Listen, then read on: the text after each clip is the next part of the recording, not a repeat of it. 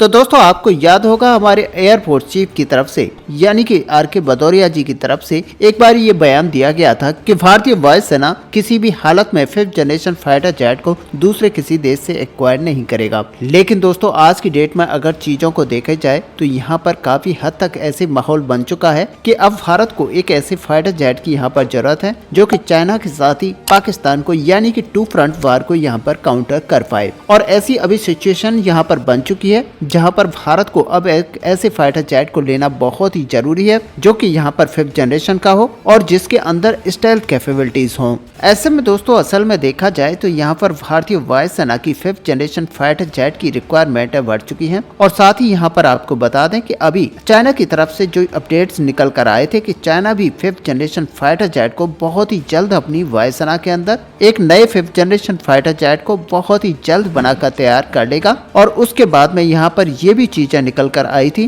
कि चाइना की तरफ से पाकिस्तान को भी इसी फाइटर जेट को दिया जाएगा। और दोस्तों इन्हीं सारे कंटेस्ट में बताया जा रहा है कि अब यहाँ पर भारतीय वायुसेना 5th जनरेशन फाइटर जेट के लेने के लिए मजबूर हो चुकी है। अब दोस्तों आपको बता दें कि चाइना की तरफ से ये क्लेम किया जाता है कि उन्होंने 150 यानी कि 150 J-20 फाइटर जेट्स को अपने बेड़े में शामिल कर लिया है। हालांकि आपको बता दें कि वेस्टर्न देशों की तरफ से इस फाइटर जेट को 5th जनरेशन फाइटर जेट नहीं माना जाता है, लेकिन फिर भी अगर देखा जाए तो ये फाइटर जेट एक स्टेल्थी फाइटर जेट है और नेचुरली ये भारतीय वायुसेना के 4 और 4.5 जनरेशन के सामने एक बड़ी थ्रेट के रूप में देखा जाता है। ऐसे में दोस्तों कुछ समय पहले पाकिस्तानी एयरफोर्स की तरफ से भी ये चीजें क्लियर की गई थी कि आने वाले समय में वो भी एक 5th जनरेशन का फाइटर जेट एक्वायर करने वाले हैं। और यहाँ पर बताया गया था कि FC-31 फाइटर जेट को जो कि चीन के द्वारा बनाया जा रहा है पाकिस्तान अपने वायुसेना बेड़े में शामिल करेगा। हालांकि दोस्तों कुछ समय पहले यहाँ पर आपने देखा होगा कि पाकिस्तान टर्किस्तान फाइटर जेट को लेने की बातें कर रहा था, लेकिन उनको ये चीज समझ में आ चुकी है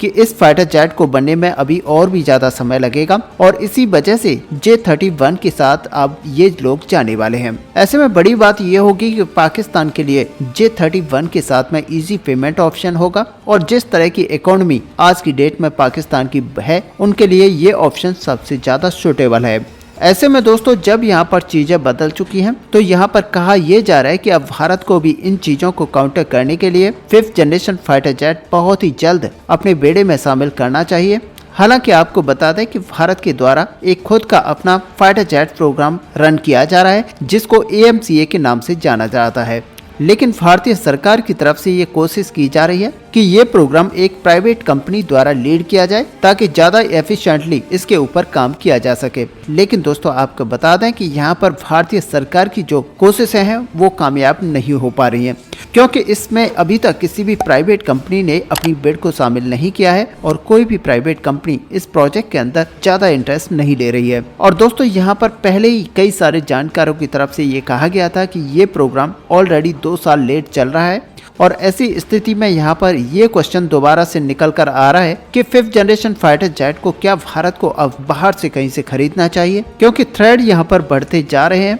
और अगर भारत की एनिमी को लेकर यहाँ पर स्ट्रेटेजिक बैलेंस नहीं देखा जाता है तो वो भारत की डिसीजन मेकिंग क्षमताओं पर इम्पैक्ट जरूर डालेगा। ऐसे में दोस्तों असल में देखा जाए कि भारत को किस देश के साथ में 5th जनरेशन फाइटर जेट की डील मिल पाएगी, तो देखा जाए तो यहाँ पर भारत F-35 लड़ाकू विमान अगर खरीदना भी चाहता है तब भी भारत को F-35 लड़ाकू विमान शायद न मिल पाए, क्योंकि अमेरिका की तरफ से इसको पहले ही यहाँ पर ऑफर करने को लेकर बातें की गई थी, लेकिन कुछ समय से अमेरिका की तरफ से इस फाइटर जेट को लेकर किसी भी तरह का कोई इंटरेस्ट नहीं दिखाया जा रहा है और ना ही कोई ऐसी बात हो रही है जो कि यहाँ पर दिखाती हो कि भारत को अमेरिका की तरफ से इस फाइटर जेट को लेकर ऑफर दिया जा रहा है। ऐसे में दूसरा ऑप्शन अगर देखा जाए तो यहाँ पर रशिया का Su-57 फाइटर जेट भारत के लिए एक बढ़िया ऑप्शन बन सकता है, जिसमें अभी रशिया ने ये क्लेम किया है कि रशिया बहुत ही जल्द इस फाइटर जेट को बड़े नंबर्स में मैन्युफैक्चर करने जा रहा है। और साथ में रशिया की तरफ से ये ऑफर भी भारत को रखा गया था कि भारत इस पूरे प्रोग्राम के अंदर एक बार फिर से एंट्री करके इस प्रोग्राम में अपनी उपस्थिति बना सकता है और ऐसे में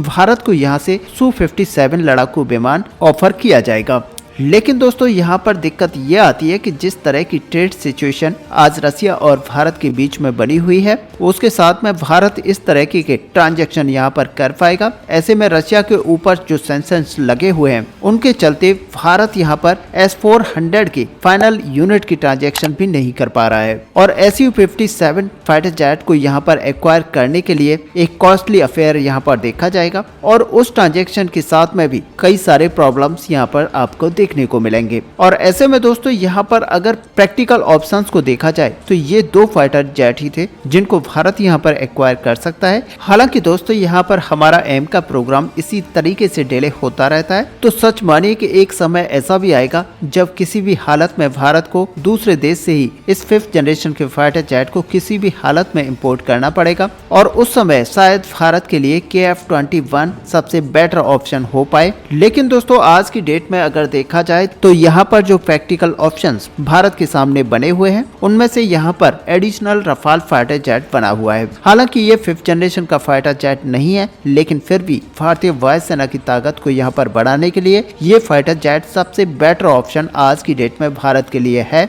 और दोस्तों ऐसे में जहां एक तरफ Bharat 5th generation fighter jet को एक्वायर नहीं कर पा रहा है या फिर दूसरे देशों से लेने पर विचार नहीं कर रहा है, तो यहां पर जरूरी हो जाता है कि भारत अपने एमका के ऊपर तेजी से काम करे और एक स्पेशल पर्पस व्हीकल को यहां पर जल्द से जल्द बनाकर तैयार करे, जिससे कि भारत के एमका को जल्द से जल्द बनाया जाए। और दोस्तों ये सच है कि भारत के लिए आज 2 फ्रंट वार की सिचुएशन बनी हुई है और जैसे जैसे यहाँ पर समय और बीतेगा तो और भी ज्यादा ये जो 2 फ्रंट वार है यहाँ पर मजबूत होता जाएगा। और इसी को देखते हुए कई सारे जानकारों का यहाँ पर मानना है कि भारत को कुछ के नंबर्स में आज की डेट में यहाँ पर 5th जनरेशन फाइटर को एक्वायर करना चाहिए या फिर एडिशनली यहाँ पर राफेल को लेकर भी भारत अपनी वायुसेना की यथास्थिति को कायम रख सकता है। ऐसे में दोस्तों आपका यहाँ पर क्या व्यू है? क्या भारत को यहाँ पर अभी 5th जनरेशन फाइटर जेट के ऊपर ध्यान देना चाहिए या फिर एडिशनली राफेल फाइटर जेट को जल्द से जल्द एक्वायर करके अपनी वायुसेना बेड़े में शामिल करना चाहिए? आप अपना व्यू हमें कमेंट पर लिखकर जरूर बताएं। साथ ही अगर वीडियो आपको अच्छी लगी हो तो लाइक और शेयर करना ना भूलें। मिलते हैं नेक्स्ट वीडियो में, तब तक के लिए जय हिंद, जय भारत।